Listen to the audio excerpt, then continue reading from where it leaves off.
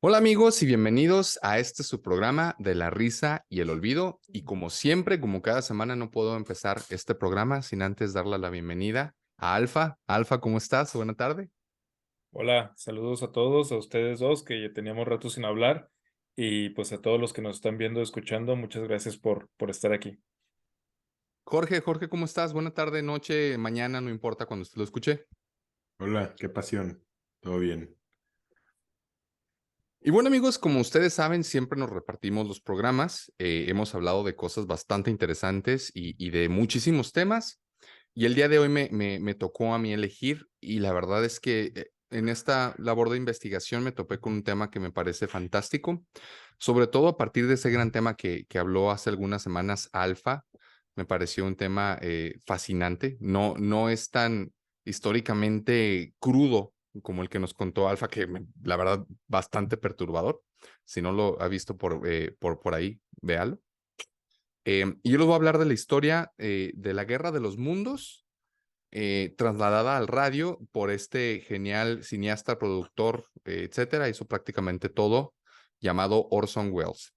Que bueno, es muy interesante esta parte porque primero les tengo que contar un poquito la historia de cómo se desarrolló y de quién fue Orson Welles para que realmente usted pueda entender por qué se hizo tan famoso esta parte de la Guerra de los Mundos, que obviamente fue basada en una obra de H.G. Wells.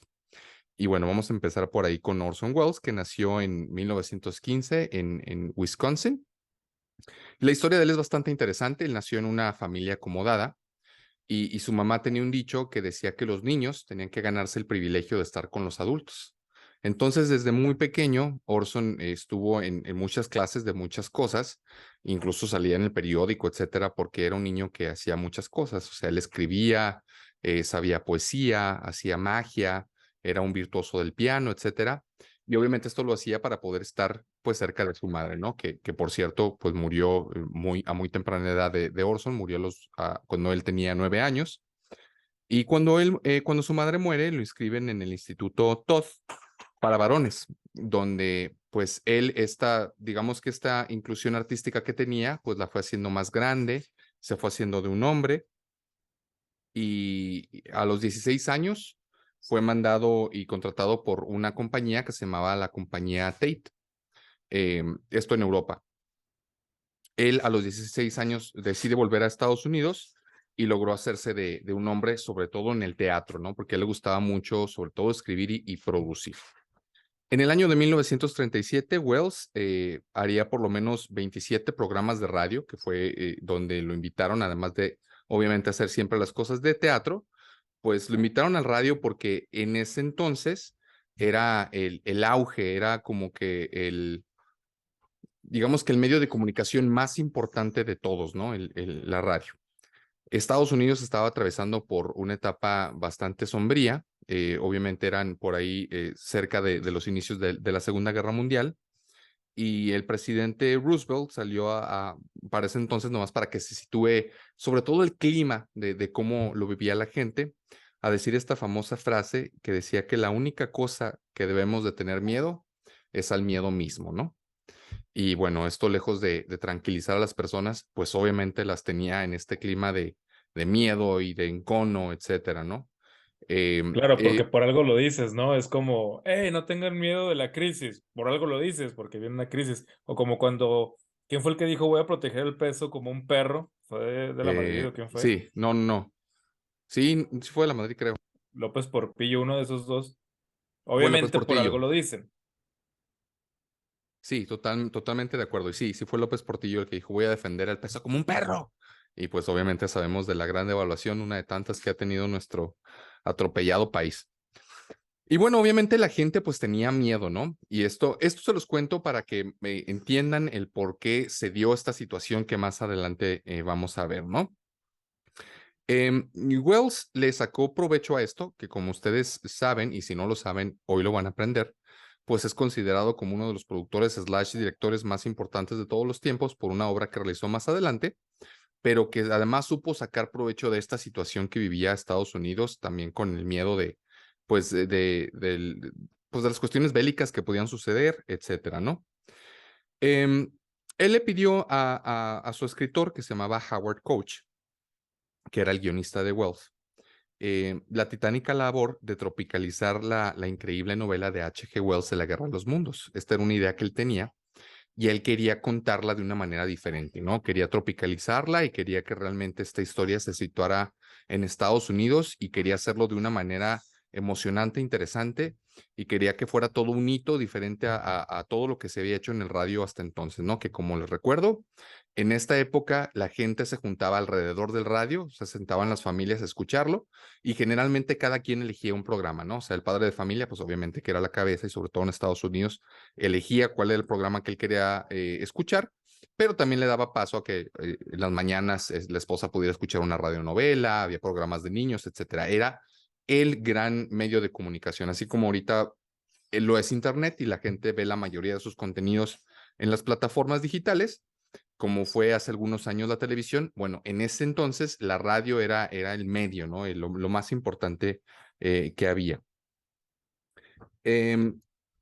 A Wells le pareció que el guión que le entregó, ya le había pedido a su guionista que lo hiciera, pues estaba un poco flojo. Él quería realmente causar una impresión y dijo, no, algo le falta.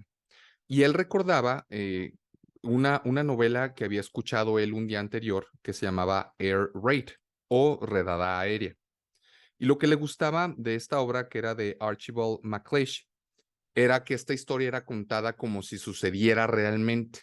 Entonces, cuando contaban la historia, que era una radionovela, la contaban como si estuviera realmente pasando, ¿no? Entonces, él le dijo a su escritor, ¿sabes qué? Esta obra que me entregaste no está mal, está tropicalizada como yo te lo pedí, pero necesito que le pongas este elemento como si realmente estuviera sucediendo.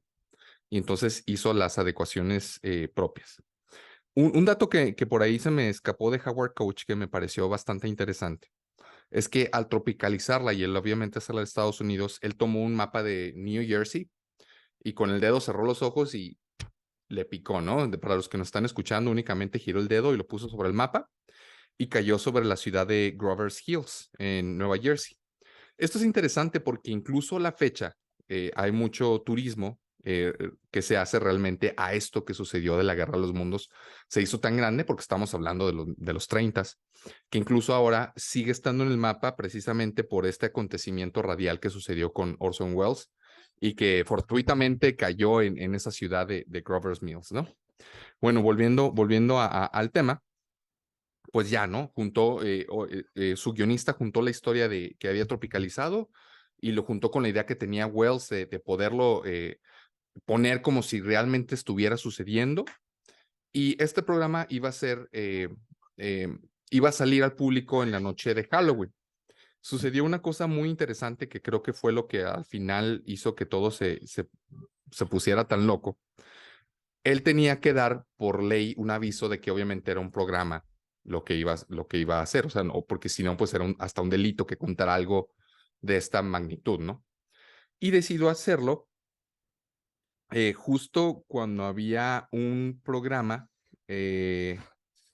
de televisión, perdón, televisión, un programa de radio, el más famoso de la época, que era de un ventríloco, cosa que me da bastante risa porque, pues imagínense, el programa más famoso de la radio era de un ventríloco cuando pues no lo podías ver. Entonces, pues algo ahí muy raro estaba sucediendo, ¿no? Pero como Wells sabía que a esa hora la gente sintonizaba ese programa, fue cuando él decidió, muchísimo antes de que saliera su programa, horas antes, decir, ¿saben qué? El día de hoy va a haber un programa en donde va a haber una radionovela muy padre basada en la obra de H.G. Wells, donde les vamos a contar una historia que les va a gustar bastante, ¿no? Entonces, pues obviamente la mayoría de la gente no estaba sintonizando la estación cuando él dio este aviso, ¿no? Em, y es así como a las 8 inició el programa de radio. em, y era muy interesante. Un dato que por ahí les quería contar es que la persona encargada de narrar el programa, Wells le pidió que viera los archivos radiales de cuando hubo este gran catástrofe del Hindenburg, ¿se acuerdan? De este globo gigantesco que estalla. Entonces, él estuvo estudiando durante varios días el cómo fue este evento y cómo lo narró y basó el actor de doblaje el poderlo hacer como lo hizo él. Y así es como empezó el programa. Dato importante, porque cuando iba a empezar el programa de radio, Wells dijo, ¿saben qué? Para hacerlo todavía más fuerte, vamos a hacerlo a la mitad. Fue la noche, el siguiente día, el día de Halloween, cuando estaba este programa que les digo que era el más importante de la radio, tenía, digamos que un intermedio, porque muchos de estos programas, pues obviamente eran grabados en vivo, entonces tenían, digamos, un intermedio para que pudieran tomar agua, etcétera, y luego continuaban con el programa. Entonces, lo que hacía la gente es que aprovechaba el intermedio de ese programa para cambiar la estación. Y en este giro de estación, él aprovechó para meter su programa, metiéndolo justo en una música que era, digamos, la que todo el mundo escuchaba. Entonces, tú estabas girando la radio y escuchabas, esta es la música que me gusta. Y en medio de la música inicia el programa y dice, interrumpimos pues sí, esta música para decirles lo siguiente.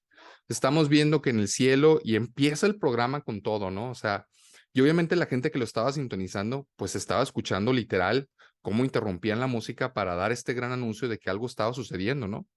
Y en el programa, a grandes rasgos, él cuenta cómo cae un meteorito y cómo la gente llega alrededor de esta granja y cómo llegó la policía a acercar y la gente se acercaba a esta granja a ver qué es lo que estaba sucediendo con este meteorito, que a la postre se dieron cuenta que no era un meteorito porque tenía una puerta. De la puerta empezaron a salir unos tentáculos y usted puede escuchar, si usted quiere, el programa. Es bastante interesante. Obviamente está en inglés, pero es muy interesante el cómo lo cuenta porque realmente el tipo que hizo el doblaje lo hace fantástico. O sea, realmente te mete en la historia, realmente sientes que lo que está contando realmente estaba sucediendo. Y la parte más importante, y quizá el genio más grande que tuvo Wells, es cuando dice la parte de los tentáculos y, oh, Dios mío, algo está saliendo de ahí. ¿Qué es esto? No puede ser. Se corta en la transmisión y tenemos este famoso sonido de... Y él le pidió a la gente de radio que lo mantuviera lo más que se pudiera, ¿no? Lo mantuvieron cerca de 2 minutos. Obviamente, la gente y los grandes directivos de la radio se volvieron locos y fueron y tocaron la puerta a Wells. ¿Qué está sucediendo? O sea, termina esto no, esta broma no está bien. De hecho, terminó el programa de radio y ya lo estaba esperando la policía para ver a quién pudieran arrestar. ¿Por qué? Porque la gente se empezó a volver loca. O sea, hubo una histeria colectiva en este pueblo. O sea, fue increíble, ¿no? La gente salió, mucha de la gente salió con sus cosas a la montaña. Otra gente que tenía pequeños búnkers se metieron en los búnkers y ya nada más se llevaron su radio para saber qué es lo que estaba sucediendo. Hubo incluso 2 o 3 intentos de suicidio de esa magnitud fue lo que sucedió. O sea, logró realmente tener una histeria colectiva. Y obviamente al concluir este silencio, pues ya él dice, ¿no? Bueno, esperemos les haya gustado mucho este especial de Halloween.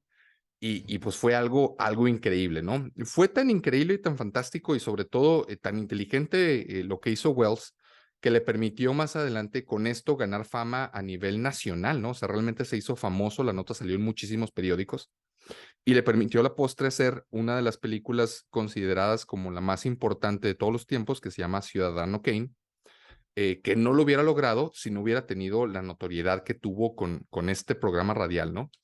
Es muy interesante el cómo logró esta histeria colectiva porque pues obviamente en la época, pues ustedes tienen que situarse en la situación, ¿no? Quizá hoy en día pues hubiera sido más difícil, aunque quién sabe, porque hay gente que lee cada cosa en Facebook que se cree, o sea, no sabemos a qué alcance pudiera llegar. Pero en ese entonces, en el clima en el que vivían, con el miedo de obviamente de un conflicto bélico, con la crisis económica, el escuchar todo esto, pues realmente a la gente pues le hizo tener esta reacción tan exagerada que tuvieron, ¿no? Obviamente el genio de Wells pues, le permitió lograr esto, pero pues era algo totalmente peligroso, o sea, se le salió de las manos al punto que tuvo que salir durante 3 días a pedir perdón en el radio, tuvo que ir a los periódicos, fue una nota a nivel nacional lo que hizo Wells, que evidentemente después la prensa infló, ¿no? O sea, sí, evidentemente hubo todo esto, sí hubo una histeria colectiva, la gente subió a las montañas, efectivamente, gente se metió en sus búnkers y hubo estos pequeños intentos de suicidio de un par de personas, pero pues obviamente es lo que esperaba también la prensa, que siempre está buscando este tipo de notas para hacerlo todavía más grande, ¿no? Y bueno, pues la verdad se me hizo muy interesante. Es un archivo que ustedes pueden escuchar en YouTube. Creo que la manera en la que lo hizo fue muy interesante, muy inteligente, pero pues muy poco ético lo que hizo. Creo que él no dimensionó el alcance de lo que iba a tener, porque además, pues el miedo que se tenía precisamente por la obra que hizo Wells de que existieran seres extraterrestres era muy grande en la época. O sea, la gente realmente pensaba que existían, por ejemplo, los marcianos, o sea, ni siquiera seres extraterrestres. O sea, pensaban que había gente viviendo en Marte. Todavía, Entonces, sí, de hecho en Estados Unidos el dato es que la gente cree más en que existen seres extraterrestres que incluso que un dios. O sea, está el dato estadístico, que es, pues, me parece muy interesante. Entonces, pues esa es la ¿Qué digo? historia Si de... son extraterrestres, no suena loco. Sí, O no, sea, no, si para son nada. marcianos, sí. Sí, sí, sí, Pero no, si para son nada, no extraterrestres, suena no. para nada loco, y más en esta época. Pero, ¿qué les parece esta historia tan única y tan extraña y que parece que fue sacada de una película, pero que realmente sucedió en un contexto y en un momento exacto para que sucediera, pues, lo que sucedió? ¿Qué les parece? pues yo puedo decir dos, tres cosillas antes de que Jorge Adelante. platique, porque creo que él va a tener un análisis más interesante. Una es así como a manera de chisme, es que Jorge y yo estudiamos comunicación. No somos de la misma generación, pero estudiamos comunicación en el mismo lugar. Y siempre existe como la historia paradigmática de cada disciplina, o como el ejemplo paradigmático. Resulta que también Jorge y yo estuvimos en una maestría juntos. La maestría se llama Gestión Sociocultural. Y cada que llegaba un profe nos contaba las mismas historias, o sea, y eran dos cosas. ¿Qué es la cultura? La pregunta era, ¿qué es la cultura? Y la misma historia de los casos de las juventudes de música en Venezuela, de donde salió Dudamel, y el caso del milagro colombiano con, eh, ya ni me acuerdo, no es Bukele, Bukele es el de ahorita de El Salvador, pues, con Mocus, creo que, Mocus y Fajardo. Y siempre era eso, todas las clases veíamos eso al inicio. Y en comunicación era esto. Esta es la clase o el ejemplo paradigmático del inicio de estudiar comunicación en casi todos los lugares, al menos hasta donde nosotros nos quedamos, ¿no? Y es que, como tú dices, a la prensa le encanta exagerar y le encanta vender más y decir, pues no solo eso, o sea, no solo se convirtió en una historia, en una histeria colectiva en ese momento con la gente, sino que se convirtió en el problema favorito sobre los estudios de los medios de comunicación, porque lanzó la pregunta, ¿qué tan influyentes son los medios de comunicación en la psique del ser humano? ¿Qué tan fácil es que se puedan manipular? Y de hecho, todas las clases que veíamos al principio partían de eso. O sea, la primera teoría, la más anticuada de todo eso, era la de la aguja hipodérmica, que decía, cosa que tú le expongas a la gente es cosa que van a entender y no más bien que van a asumir y van a replicar y van a obedecer. Como si cualquier cosa que pongas los convierte en zombies, ¿no? Y luego a partir de ahí se abrieron muchísimas teorías de la comunicación, la mayoría sin suficientes experimentos y bastante inconclusas. Hay un par de ellas interesantes, pero a partir de eso, o sea, así de importante fue, tal vez no tanto lo que sucedió ese día o los dos días, sino la repercusión que tuvo después en los medios y en la pregunta de aquellos que estaban dentro de los medios de comunicación. Y al principio uno podría pensar que yo siempre pensé, al menos, que siempre se exageró la influencia de los medios de comunicación sobre el comportamiento de la gente o sobre lo que piensan o lo que sienten. Pero cada vez más me voy para el otro lado. Yo cada vez más estoy convenciéndome del poder que tienen los medios de comunicación sobre la gente y cada vez estoy muchísimo más en la teoría del determinismo y de la manipulación y las teorías conspiranoicas y lo que tú quieras. Creo que, y tal vez no de la radio, pero ahora sí, como tú dices, con el internet, sí, yo sí me situaría hoy en día en una posición en donde si yo tuviera hijos estaría muy preocupado, la verdad, estaría muy, muy, muy, muy, muy preocupado. Y hijos pequeños, ¿verdad? Pues si estuvieran grandes, pues ya no tanto, pero sí creo que la influencia que puede tener un medio como el Internet sobre la gente, sí es poderosísimo y tal vez no a un grado de que vaya a salir alguien y vayan a cometer unos actos de suicidio o algo así, pero ya ves, nosotros los tres somos profes o hemos sido profes y no sé a ustedes cómo les ha ido, pero yo sí he llegado a un punto en donde esa típica frase, ese típico cliché que se dice de que las generaciones cada vez están más carentes de ciertas circunstancias, de ciertas cosas, de ciertas habilidades, de ciertos filtros, de ciertos criterios, yo sí lo empecé a ver ya en los últimos años que di clases. Yo sí, y creo que una de las principales razones es la sobreexposición y la sobreestimulación pues, de lo digital. Entonces, sobre eso se puede profundizar y no quiero hacerlo ahorita, solo si se da la oportunidad. Ahorita me gustaría escuchar a Jorge, pero sobre esto sí hay mucho que decir, que tal vez amerite todo un episodio, o si no, hoy cerramos con eso, pero, pero sí, la verdad es que hasta allá llega la trascendencia de ese hecho, que pudo haber sido nada más la genialidad de alguien que verdaderamente fue un genio. O sea, a mí Wells me sorprende el genio que fue, como tú dices, hizo la discutiblemente mejor película de la historia, al menos así está catalogada en varios medios y en los más importantes, digamos, cánones del cine, es la mejor película de la historia. Es discutible, pero está en la discusión. O sea, es como, Sí. eh, hablas de Messi, de Pelé, Maradona y Cristiano Ronaldo, no puedes tener la discusión sin ellos. O sea, no puedes. Igual así, no puedes tener la discusión este, sin Citizen Kane. Que Oye, por y cierto, bien interesante esta parte de que en la investigación dice que la genialidad más grande que tuvo Wells no fue tanto en la historia y en todo lo que creó, sino en el silencio, que me pareció algo fantástico. Pues en esta sí. parte donde corta la transmisión y se escucha, dice que ahí fue donde la gente flipó en colores, ¿no? O sea, llegar a ese nivel de decir, esto es lo que va a ser wow. Y para mí tiene mucho que ver con su personalidad. Para mí, el más grande genio de Wells era su personalidad y era su atrevimiento. Yo creo que hay diferentes tipos de genios. El genio que puede hacer problemas matemáticos en segundos, y ese es un tipo de genio muy particular. Está el tipo de genio como Ronaldinho, que es un absoluto genio. Y está el tipo de genio que tiene ese como el arrojo, ¿no? Como el atrevimiento, el descaro. Creo que esa vida que tú señalaste de Wells lo convirtió en una persona en algunos puntos soberbia, sí, pero esa seguridad le permitió atreverse a cosas que nadie más se atrevía. Y cuando tú escuchas sus entrevistas, ves a una persona sumamente convencida y sumamente, lo padre de él es que era sumamente apasionado del arte y sumamente apasionado de la cultura.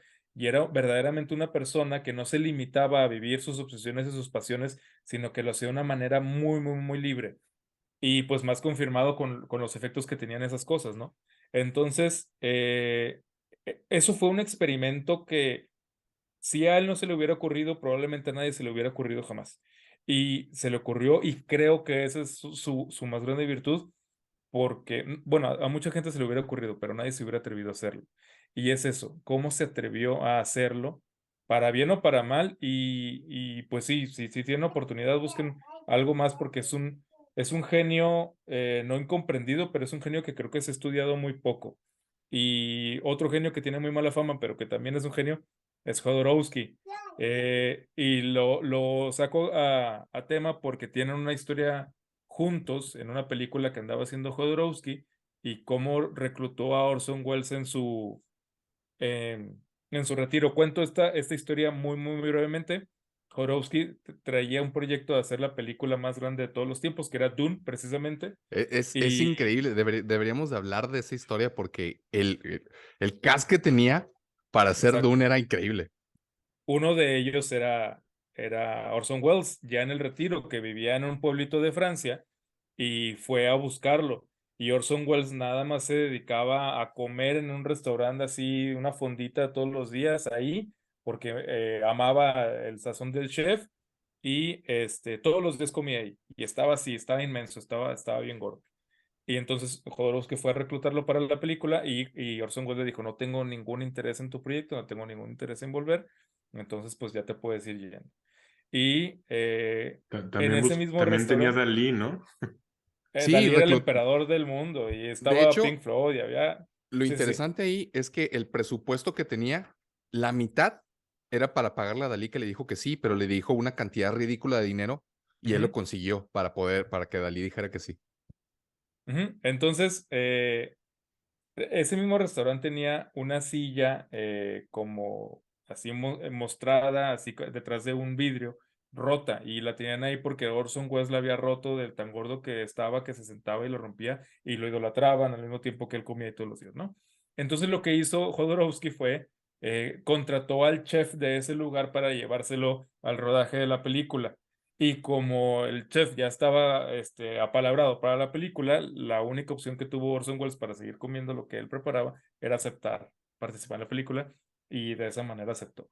Entonces, Jodorowsky está muy mal visto, se le ve como un tipo de chantajista de esos de superación personal baratos y que dice pura porquería, pero es otro de esos genios que tiene demasiado atrevimiento y como tiene tanto atrevimiento, es eso donde luego a veces te pones a creer, o sea, que la vida sí le va respondiendo a aquellos que son demasiado atrevidos y las cosas se van acomodando y van aprendiendo y se van fortaleciendo y se van haciendo sabios después de haber sido muy tontos y después de haber sido demasiado atrevidos. Entonces, solo por eso lo sacaba. O sea, quería decir que Orson Welles es un genio y se me pasó a decir que Jodorowsky también, entonces por eso conté esa pequeña anécdota. Oye, Alfa, sí, igual y sería interesante un día hablar de ese proyecto, que es el proyecto de película más increíble de todos los tiempos, de una película que no fue realizada, pero era realmente casi inverosímil lo que intentó hacer con las personas que le intentó hacer el proyecto, el cómo convenció a la gente, el cómo los buscó, iba a ser algo maravilloso que tristemente no llegamos a ver. Sí, ya antes de dar la palabra a Márquez, nada más quería decir, apuntar de lo que tú dijiste, sobre todo esta parte de llegar a esos niveles de decir, no, voy a poner el anuncio de que es un programa de ficción en un momento en el que la gente no lo escuche para que las personas que lo escuchen piensen que lo que están escuchando realmente está sucediendo. Lo voy a hacer así, voy a poner esta música que a la gente le gusta antes de interrumpir el programa, voy a acabar con este silencio, o sea, llegar a esos niveles de profundidad y de realmente tener este proyecto tan claro en su cabeza, pues se me hace fantástico, ¿no? Y por eso es que la gente, mucha gente cayó en histeria, porque realmente pensaban que estaba sucediendo, ¿no? Perdón, adelante, Márquez. Qué bueno, y algunas ideas que tuve de todo lo que comentaron. Ahorita creo que de aquí ya salen igual y dos temas para programas, ¿no?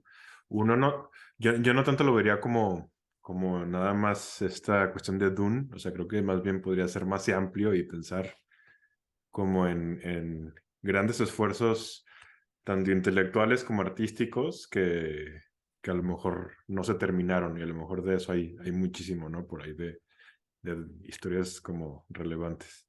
La otra también me quedé pensando un poco en lo que dijiste, Alfa, de los alumnos, ¿no? De cómo estás más preocupado y lo has visto diferente con tus nuevas generaciones. Creo que ese tema también está interesante. Yo, así en tres palabras, como, bueno, más bien en un minuto, o sea, como mi percepción es que yo sí los noto como con más información, porque están mucho más pegados al Internet y eso tiene muchas ventajas y desventajas, aunque también los noto con mucho menos span de atención, o sea, se distraen mucho más fácil y sobre todo los noto menos fuertes emocionalmente. Eso está interesante. O sea, sí hay más información, ¿no? Pero esa más información no siempre te lleva como a aterrizarla de una mejor manera y a que se convierta en conocimiento y sobre todo a que se convierta después en algo que te lleve a vivir un poco mejor, ¿no? Pero bueno, es un tema diferente. Dave, tengo una duda para ti. Hace rato que estabas hablando de la reacción de la gente, dijiste que hubo pequeños intentos de suicidio. ¿Qué significa eso? Sí, ¿Niños o sea, queriéndose suicidar o gente que se nada no, se más se supone que en cortaba el hacia la mitad? periódico, Unos que enanitos. obviamente sabemos que No quería está decir eso. sesgado la información por el periódico, pero decía que hubo, literal, lo único que dice es que hubo 2 intentos de suicidio. Entonces, no sabemos más porque pues obviamente sucedió hace muchísimo tiempo, pero literal en 2 periódicos era lo que decía, que hubo 2 intentos de suicidio a partir del programa que se transmitió esa noche de Halloween.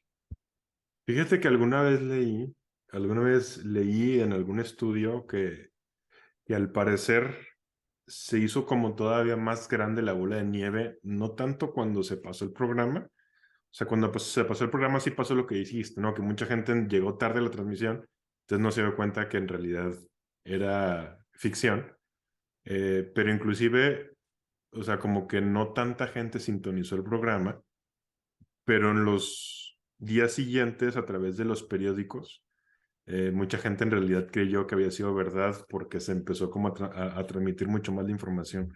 Y eso sí, como que, no sé, se me hizo interesante. Pero vamos, o sea, creo que este tema se relaciona bastante con el tema anterior que vimos. El tema anterior que tenía que ver bueno, con una parte que tiene que ver como con la narrativa, con las narrativas de las personas, con la historia de la gente. O sea, como ya hemos hablado aquí varias veces, eh, las historias forman parte de lo más importante que tenemos los seres humanos. Es una de las herramientas adaptativas más poderosas que tenemos. Y por lo tanto, las historias suelen causar, o sea, historias pueden causar impactos gigantescos en nosotros, ¿no? Y creo que este es un ejemplo de eso. O sea, otra vez es como los seres humanos acabamos siendo, digamos que presa fácil de las historias.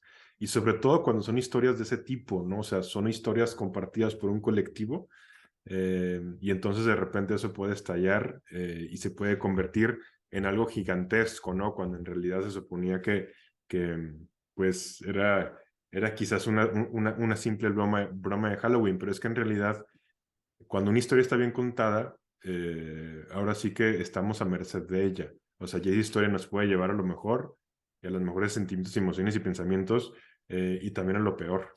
Y además tenemos este cerebro, que es un cerebro que está continuamente queriendo tener como una conclusión a las cosas, ¿no? O sea, como que siempre el cerebro trata de entender algo, pero no solo entenderlo, sino entenderlo de principio a fin y cerrarlo como un objeto completo. Y cuando no puede hacer eso es cuando más shock nos causa en la cabeza. Son como este tipo de eh, efectos visuales en donde tienes 4 líneas que no se tocan y si tú las ves parecen un cuadrado.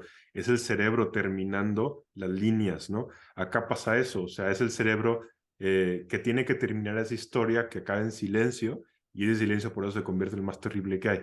Sí, Alfa. De hecho, de eso vive el arte. O sea, el arte Ajá. vive de crear situaciones complicadas o situaciones en tensión que el cerebro tiene que resolver. Y como el arte mismo no te lo resolvió y como tú lo cierras es muchísimo más impactante. Uno de los más grandes ejemplos de eso es la música. La música te va generando tendencias, te va generando patrones y de repente, si no te lo da, si te quita el final, si te quita el cierre que te estuvo prometiendo y que tú ya necesitas, te puede volver loco y te puede gustar o te puede desagradar. Pero muchas veces la música es hermosa sobre todo por cómo cierra lo que estuvo construyendo. Y eso también pasa en la pintura, pasa sobre todo en los dos que yo creo que más pasa es en la poesía y en la música. Y aquí es tal cual lo que sucedió, es decir, te están preparando algo, te lo quitan y de repente, ¿qué haces? No te quedas ahí, tú mismo terminas de contar la historia y tú mismo la elevas al nivel, pues, de tu necesidad, ¿no? Sí, de hecho, fíjate que ahorita que dices la música, o sea, la música creo que, pues la mayoría de las personas desafortunadamente ya no tenemos como sí, la capacidad sí la tenemos, pero no el conocimiento, por ejemplo, para poder apreciar y entender bien la música clásica. Y es algo que hacían muchos compositores, o sea, por ejemplo, románticos como Beethoven, ¿no? Que de repente tenía la novena sinfonía, la más famosa de todas, que son 4 movimientos, y en el primer movimiento realmente no sabes si es una sinfonía que va a ser una sinfonía trágica o que va a ser una sinfonía que al final va a acabar en triunfo.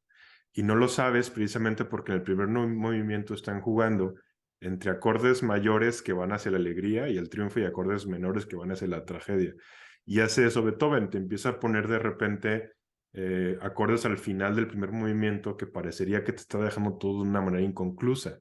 Es alegre y luego es triste, y luego es alegre y luego es triste, y luego al final queda inconcluso por el sonido que te provoca en la cabeza, ¿no? Y sí, o sea, creo que en la música sí sí es uno de los medios artísticos en donde eso queda representado de una forma como más padre, ¿no? Pero bueno, acá también se vio. Eh, yo antes de decir algo de Orson Welles, quería poner un par de ejemplos más, pero por encimita, o sea, no los voy a elaborar mucho, pero para que veamos otra vez cómo somos presa de esto.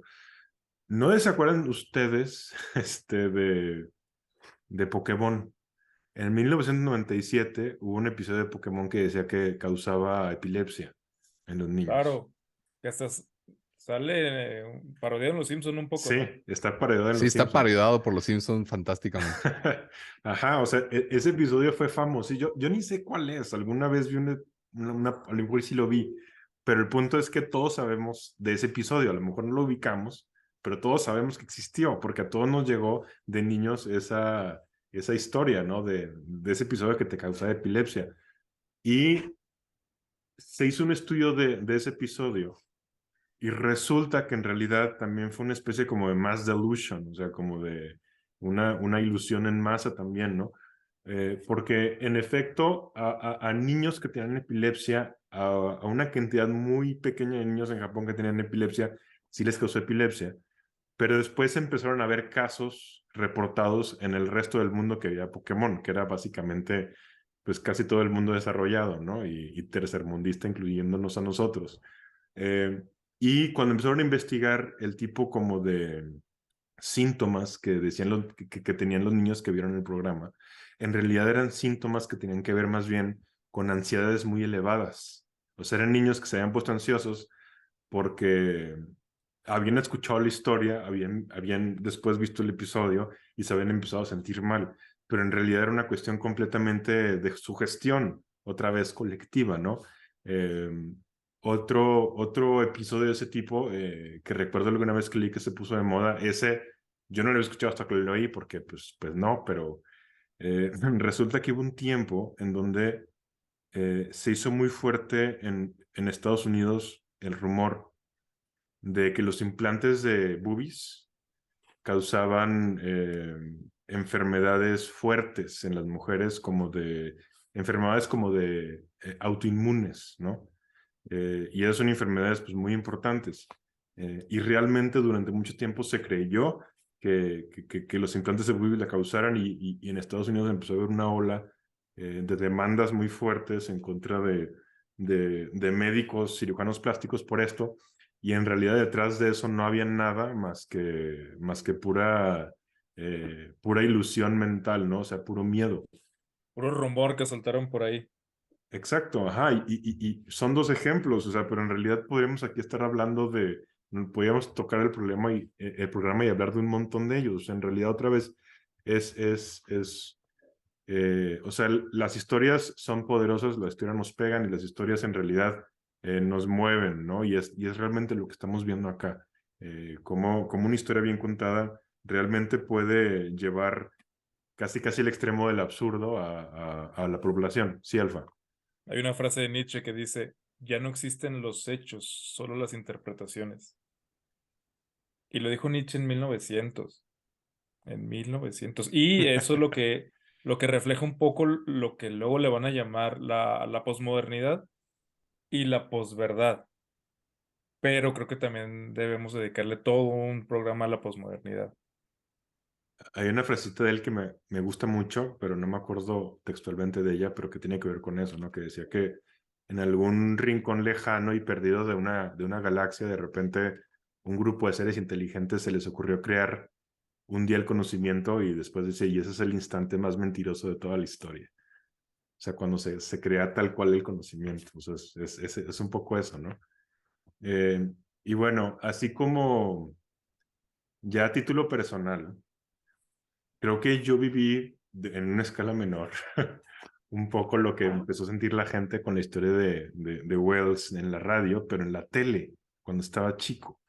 Yo en unas vacaciones, las vacaciones las pasaba generalmente en Michoacán y en Querétaro, y hubo un tiempo que estando en Michoacán en Navidad, estaba con un tío que en realidad es como mi primo porque nos llevamos muy pocos años de diferencia.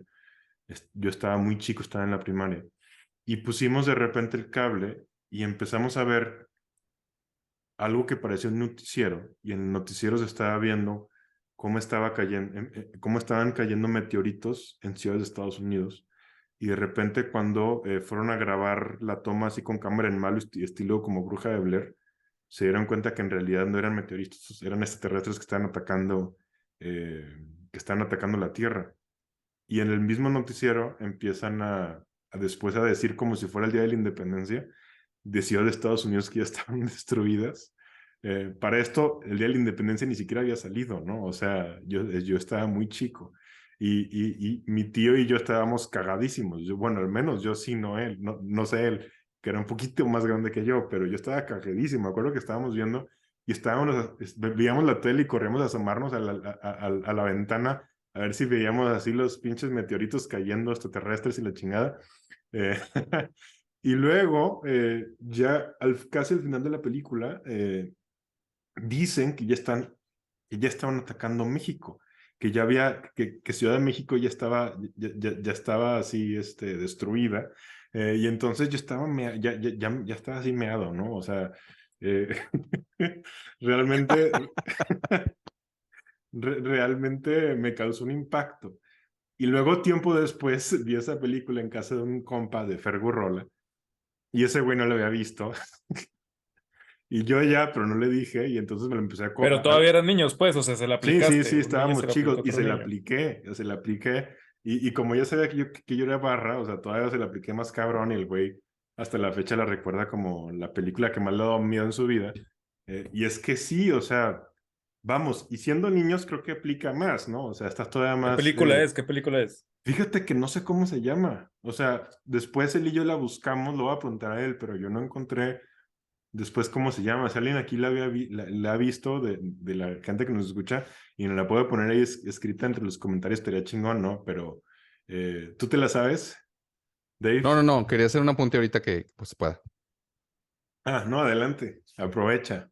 Oye, es que me parece fantástico cómo, otra vez lo que dijo Alfa, o sea, realmente sí, nuestro cerebro busca estos closures, ¿no? O sea, tengo un amigo, mi amigo Daniel, le mando saludos, nos cuenta una historia, él vivía en una playa porque trabajaba para un hotel y dice que una noche escuchó un ruido estruendoso, ¡pah! Horrible, ¿no?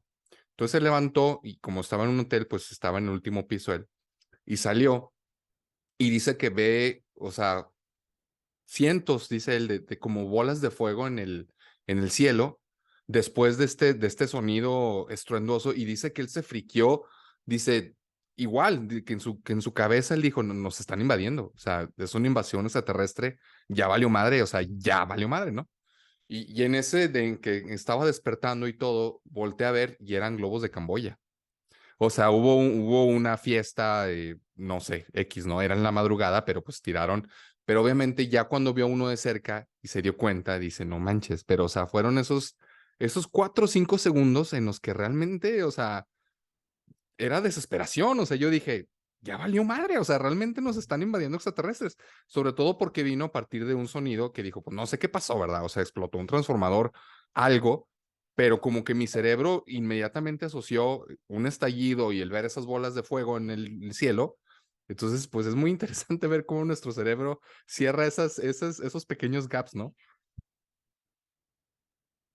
Somos perros de las praderas, tal cual, ¿no? O sea, como tenemos esta evolución ya de tantos años como especie, yo creo que hasta antes de ser seres humanos, o sea, cuando éramos especies anteriores y menos inteligentes a los seres humanos, de repente escuchar cualquier ruidito raro o ver cualquier cosa que se sale de la norma y de repente empezar a paniquearnos y no solo a paniquearnos solos, sino dar la señal para que el resto de los perros de la pradera se paniqueen con nosotros. Y creo que eso es lo que nos pasa, ¿no? Y está bien interesante. No tiene nada que ver, Dave, pero fíjate que me recordó una anécdota. Cuando yo estaba en finales de prepa y principios de universidad y estábamos un amigo y yo solterísimos, siempre mamábamos así de que, nada, pues es que vas a tener novia el día que un pinche cerdo vuele, ¿no? Como en Los Simpsons, y luego sale el pinche cerdo volando. Y vas a tener novia el día que te caiga un meteorito. Y de repente un día llega el güey a mi casa y salgo así, está el vato en su coche y había un hueco así en su parabrisas y le había caído un meteorito. En el coche, el güey, fue Carlos Gallardo, Alfa. No manches. O sea, las O sea, el güey probabilidades de se que pudo eso haber suceda. muerto. ¿Es verdad? Es verdad, el güey se Pero pudo haber estamos de muerto, acuerdo que pero las probabilidades de que eso suceda son 1 o sea, sí, no, está cañón, o sea, y le entró en la parte de hasta abajo del parabrisas, o sea, entró el parabrisas y luego como que pegó con el tablero. Pero fue del lado del piloto y él iba manejando. O sea, yo la neta no sé, o sea, el güey se pudo haber muerto. Y lo peor del caso es que después de eso tampoco tuvo novia, entonces tuvo la chingada, ¿no? O sea, para nada le cayó el meteoro del cielo. Pero bueno, saludos, Charlie. Historias chingonas. Bueno, voy a decir una nada de algo que me gusta a mí mucho de la novela de la Guerra de los Mundos. No la analizaré, nada más voy a decir esto, y es algo que luego mucha gente no conoce.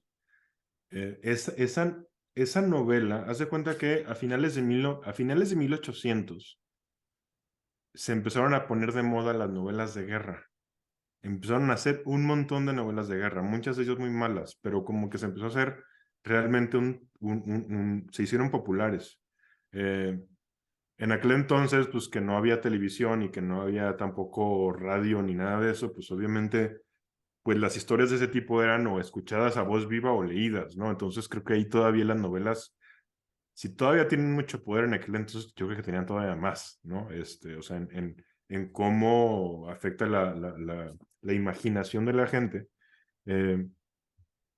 Y ese trend como de novelas de guerra, obviamente bajó un poco después de la Primera Guerra Mundial, o sea, porque antes de la Primera Guerra Mundial pues parecía ficción, o sea, hablar de estas grandes invasiones entre países europeos. Hay una novela europea en donde creo que Inglaterra lo invaden como 9 países diferentes al mismo tiempo y cosas de esas, ¿no? Y ya se empezaba ahí a ver como un poco este miedo que se tenía pues de la tecnología masiva de guerra. Luego llega la Primera Guerra Mundial hace real como ese terror ya, ¿no? Real a darte cuenta qué es lo que pasa cuando tienes metralletas que te avientan un chorro de balas por minuto y cuando ya tienes aviones desde el aire aventando, bueno, más bien disparando, ¿no? O cuando ya tienes también tanques, o sea, los tanques tú los leías en las novelas, o sea, había novelas en donde tú veías lo que los tanques hacían, pero realmente pues nunca habían existido de manera real y ya en la Primera Guerra Mundial se convirtieron en lo más real posible. Y entonces la Primera Guerra Mundial sí modificó la forma en la que se empezó a explorar como la guerra a través de la novela, porque ya no se podía hacer como antes, o sea, ya era un tema muchísimo más delicado y de hecho empezó a tener sentido más bien ya empezar a hacer novelas, por ejemplo, ya en donde novelas apocalípticas, ¿no? O postapocalípticas. Pero les digo esto porque Orson Welles, pues justo como que agarra este trend de novelas de guerra y se lo lleva al siguiente nivel, porque pues ahora es una invasión marciana, en donde ya no son, digamos que ya no es Alemania dominando el mundo, por ejemplo, ahora es pues los marcianos dominando a los seres humanos. Pero detrás de esa novela sí hay sí hay una crítica interesante de Wells hacia la humanidad. Y había un tema que a él le llegaba y fue la guerra negra que hubo entre Australia y la gente de Tasmania.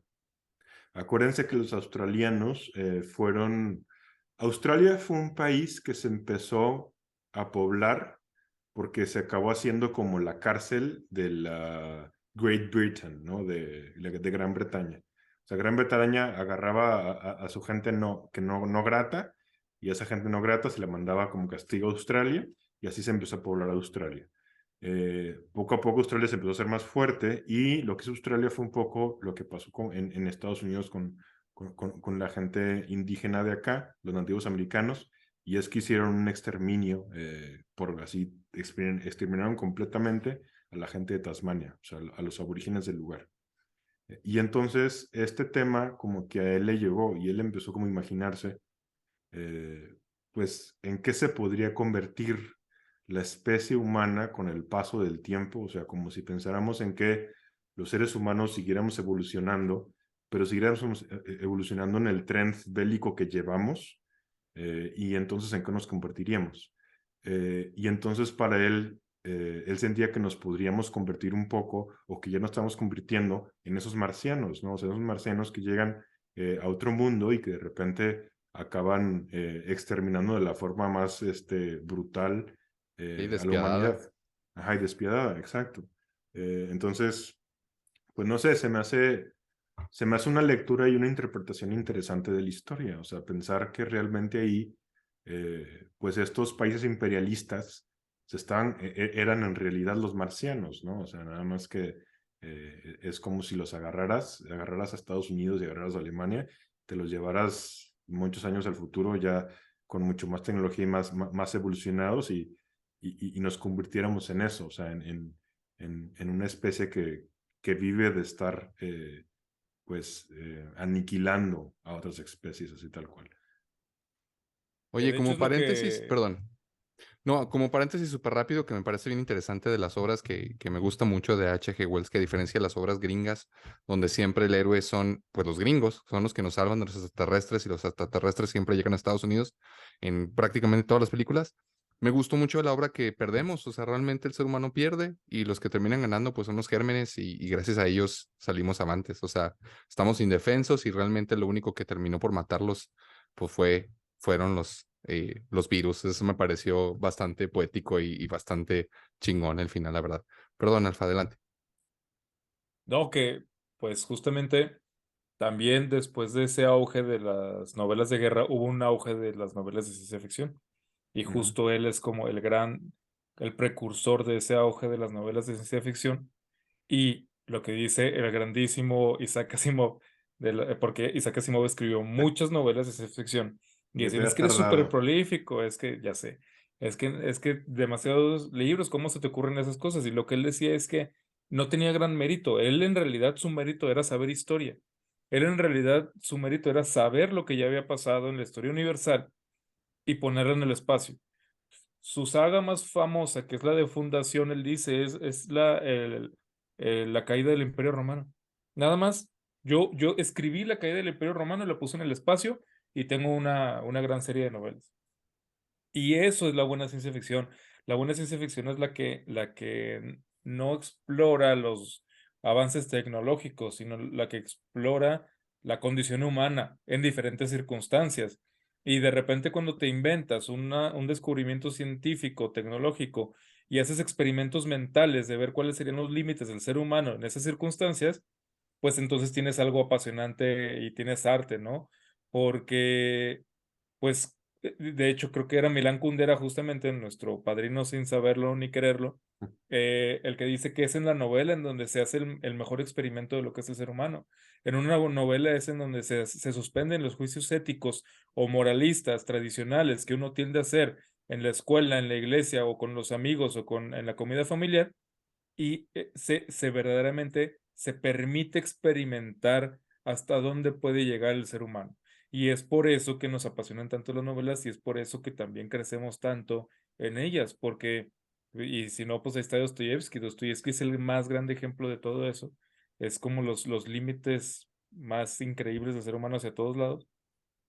Y pues es eso. la buena ciencia ficción también tiene de eso. La buena ciencia ficción también tiene, no habla de marcianitos ni habla de rayos láser, habla de lo más profundo del ser humano, cubierto de esas lucecitas, pero estamos hablando de lo que somos, nada más.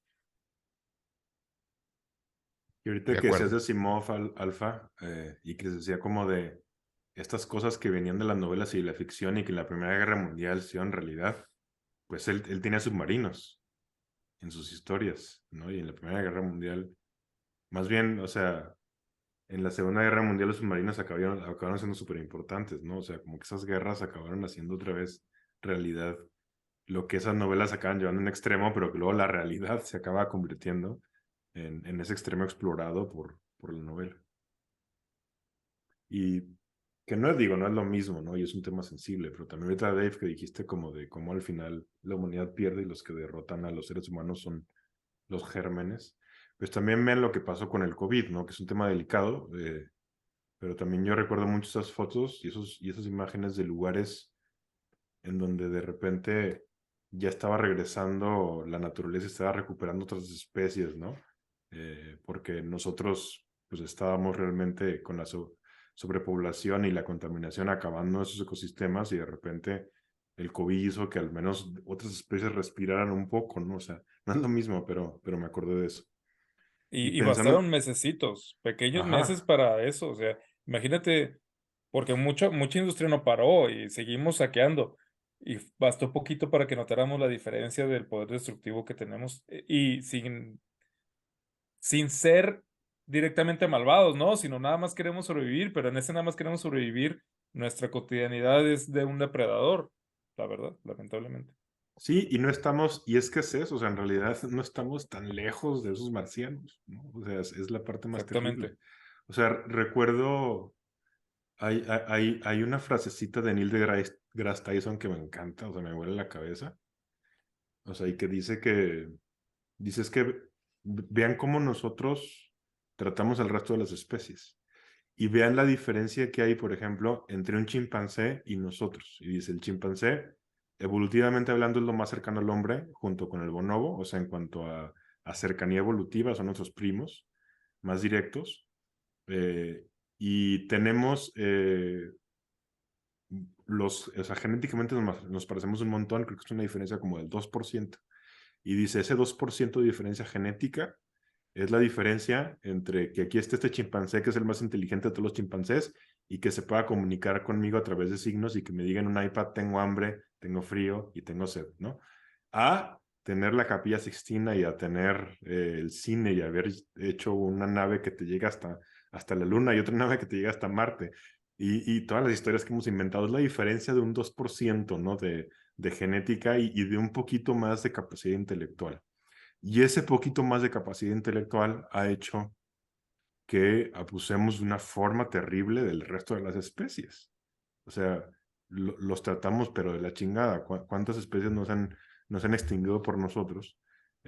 Y algunas de ellas no solo ha sido por comérnosla, ha sido por hacerle, o sea, ha sido por hacer varo, tal cual, ¿no? O sea, lo que les decía alguna vez que Lane Deer, este filósofo nativo americano, criticaba demasiado, o sea, criticaba mucho. Y además algunas de las muertes de los animales son muy crueles, ¿no? O sea, de repente para cocinar cierto tipo de animales los metemos vivos en olla hirviendo. No hay tanta diferencia entre eso y lo que vemos que pasa en la Guerra de los Mundos y cómo los extraterrestres acaban matando a los humanos, más o menos se parece.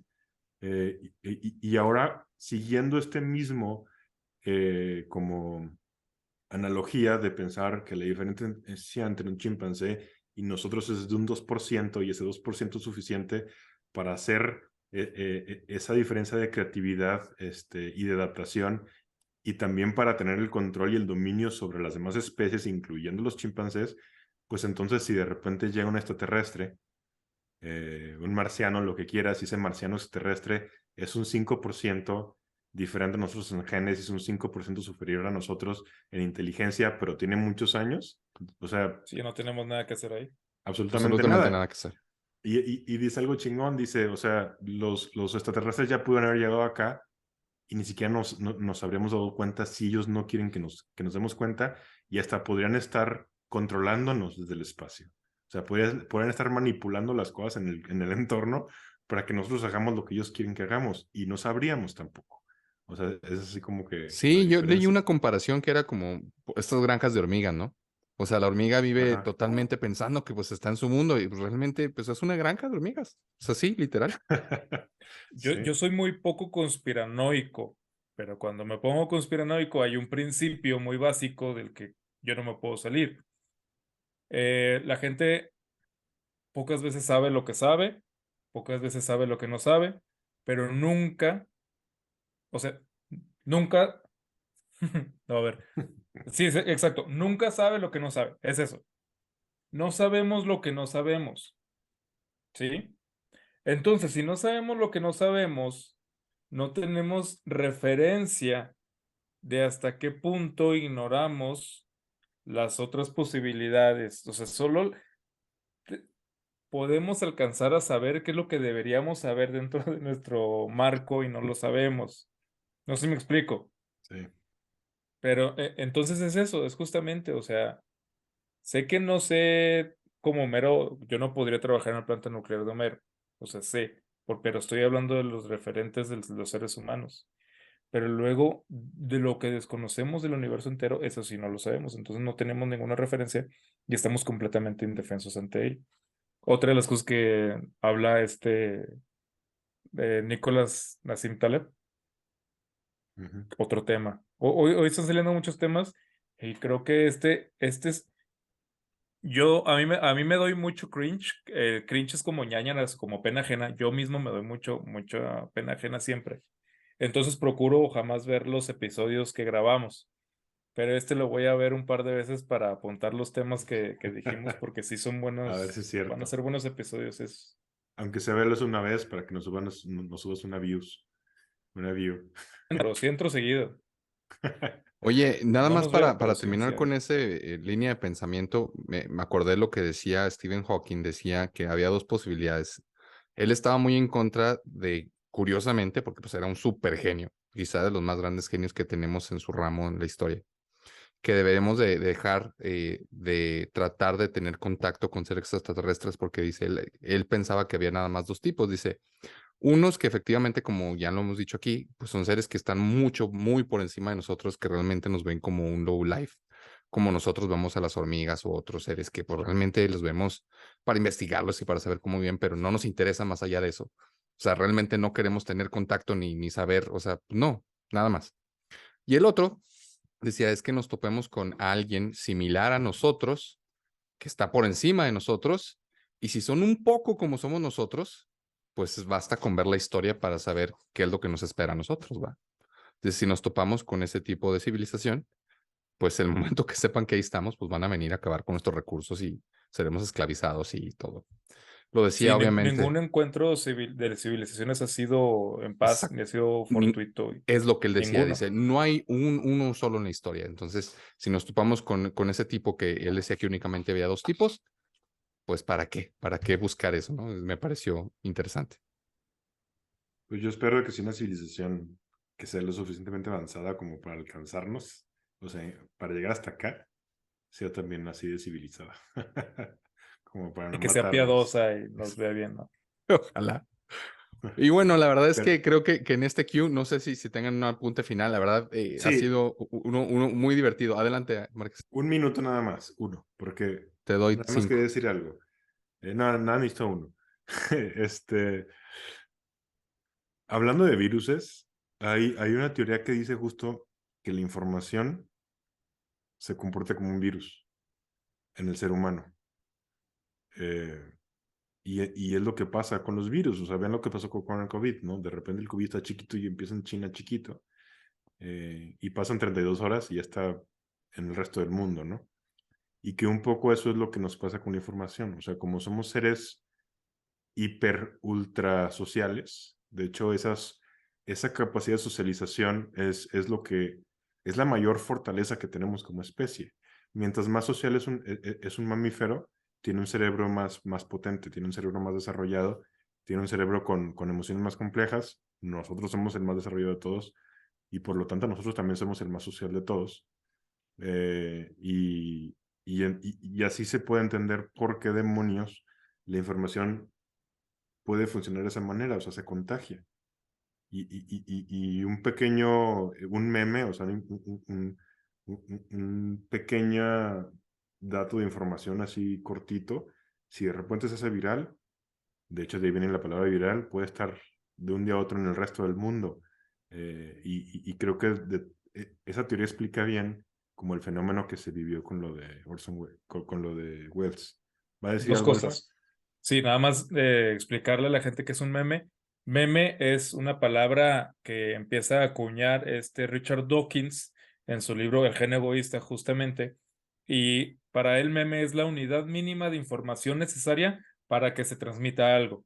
En este caso, los genes son memes, o sea, porque es la unidad mínima de información necesaria para que se replique la información genética en este caso, o lo que conocemos ahorita es como memes, es una antes, en el inicio de los memes, hace que 15 años, 20 años, era pues nada más una imagencilla con una reacción de un monito o algo así. ¿Qué pasa con los memes? Me acuerdo muy bien, hoy mi mamá ve memes y se ríe de los memes y pasa memes, mi papá pasa memes. Pero hace años, tú le pasabas un meme a tu mamá y no lo entendían. ¿Por qué? ¿Y quién es este? ¿Y es tu amigo? ¿O por qué reacciona así? ¿O qué pasa aquí? Porque justamente les faltaba el contexto en donde pueda entenderse el meme. El meme en sí no tiene mucha información. Lo que hace que el meme tenga validez es el contexto. Por eso por eso es el meme, ¿no? Ahora, justamente como los virus y la información funcionan exactamente igual en otro sentido, lo que acabo de decir. El virus necesita un host, ¿no? Necesita un anfitrión para poder sobrevivir y para poder replicarse. Si no recibe, si no llega a un lugar que lo reciba bien, ahí se muere y ahí puede que se acabe, al menos esta ola de información o este virus. Y justamente es lo mismo, nosotros ahorita, imagínate, le estamos dando información. Yo me considero que este podcast es como de divulgación filosófica. Entonces nosotros podríamos estar tratando de mandar ciertas reflexiones al mundo o hacia el ciberespacio, pero queda en los receptores. Si no son bien recibidos, entonces ahí se va a acabar, porque necesita el contexto para seguir creciendo y seguir reproduciéndose. Y ya va a depender de lo demás, qué tanto se reproduce. Y ahí también tiene que ver la capacidad, en este caso del virus y de su adaptabilidad, qué tanto nosotros somos buenos para llegar bien hacia donde queremos llegar y todo esto. Pero nomás me pareció interesante jugar con la metáfora. Sí, pues eso es parte de lo que quería decir, entonces ya, adelante, Dave. Oye, no, me gustó bastante, bastante la explicación, ¿eh? Me gustó hasta para un pequeño reel para subir a nuestra plataforma de Instagram, me gustó mucho. No, y bueno, otra semana más, amigos. Esperamos les haya gustado mucho este programa que personalmente yo disfruté bastante.